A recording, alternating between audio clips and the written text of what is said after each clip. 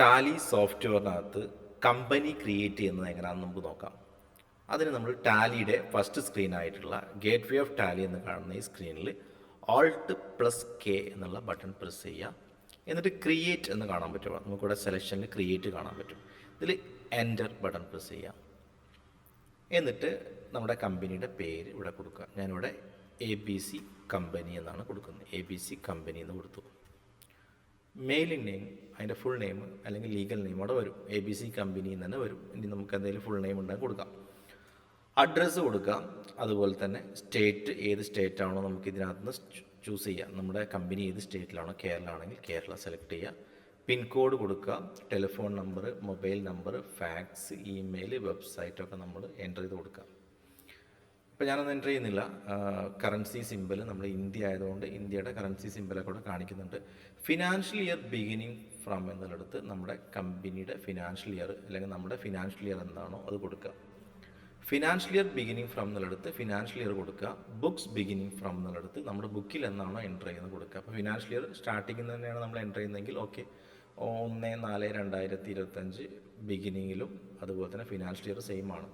ഇനി മാറ്റം ഉണ്ടെങ്കിൽ ഇവിടെ നമുക്ക് ബുക്സ് ബിഗിനിങ് ഫ്രം നമ്മൾ 4-ാം തീയതി മുതലാണ് എൻ്റർ ചെയ്യുന്നതെങ്കിൽ അല്ലെങ്കിൽ 5-ാം തീയതി മുതലാണോ, മെയിലാണോ, എങ്ങനെയാണെന്നുള്ളത് അത് കൊടുക്കുക.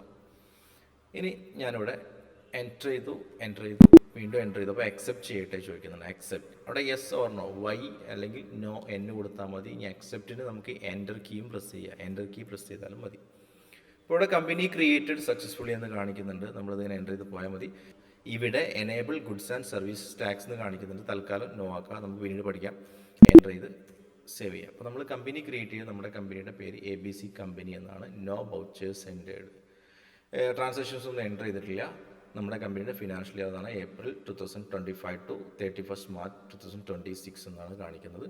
ഇവിടെ നമുക്ക് ABC കമ്പനിയുടെ താഴെ മുമ്പ് ക്രിയേറ്റ് ചെയ്ത ഒരു കമ്പനിയുടെ കാണിക്കുന്നത് AM ട്രേഡേഴ്സ്. അത് ഒഴിവാക്കണമെന്നുണ്ടെങ്കിൽ Ctrl+F3 ഷട്ട് ചെയ്യാന്ന് പറയാം. ഷട്ട് കമ്പനിയുടെ ഷോർട്ട് കട്ടാണ്. Ctrl+F3 കൊടുത്തിട്ട് നമുക്ക് AM ട്രേഡേഴ്സ് ഒഴിവാക്കേണ്ട, ഷട്ട് ചെയ്യേണ്ട കമ്പനി ചൂസ് ചെയ്യുക, സെലക്ട് ചെയ്യുക, എൻ്റർ ചെയ്യുക. ഓക്കെ, ഇപ്പോൾ നമ്മുടെ കമ്പനി മാത്രമായി, സ്ക്രീനിനകത്ത് നമ്മുടെ കമ്പനി മാത്രമായിട്ട് ABC കമ്പനി.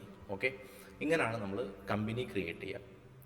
ടാലിയിൽ നമ്മൾ 3 സ്റ്റെപ്പായിട്ടാണ് ടാലിയുടെ അക്കൗണ്ട്സ് നമ്മൾ ചെയ്യുന്നത്. ഫസ്റ്റ് കമ്പനി ക്രിയേറ്റ് ചെയ്യും. അടുത്ത സ്റ്റെപ്പിൽ ലെഡ്ജറാണ് ക്രിയേറ്റ് ചെയ്യുക. അതിനടുത്ത സ്റ്റെപ്പിൽ വൗച്ചർ ക്രിയേറ്റ് ചെയ്യുന്നു. Company creation, ledger creation, voucher creation.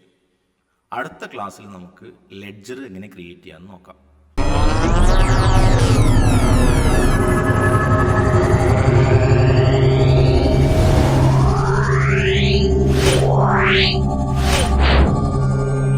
Wow.